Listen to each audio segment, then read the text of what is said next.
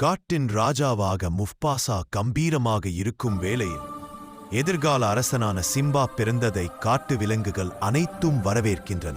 சிம்பாவை காப்பாற்றிய முஃபாசா பாறை விளிம்பில் தொங்கிக் கொண்டிருக்க ஸ்கார் துரோகம் செய்து அவரை பள்ளத்தாக்குக்குள் தள்ளிவிடுகிறார். காட்டிலிருந்து வெளியேற்றப்பட்ட சிம்பா டிமோன் மற்றும் பும்பாவுடன் சேர்ந்து கவலையற்ற ஹக்கூனா மட்டாட்டா வாழ்க்கையை வாழ்கிறது. தனது கடமையை உணர்ந்த சிம்பா நாலாவுடன் இணைந்து பிரைட்லேண்ட்ஸுக்கு திரும்பி தன் சித்தப்பா ஸ்காரை எதிர்கொள்ளத் துணிகிறது. துரோகியான ஸ்கார் தோற்கடிக்கப்பட்டு சிம்பா புதிய ராஜாவாக பொறுப்பேற்க மழை பெய்து வறண்ட பிரைட்லேண்ட்ஸ் மீண்டும் செழிக்கிறது.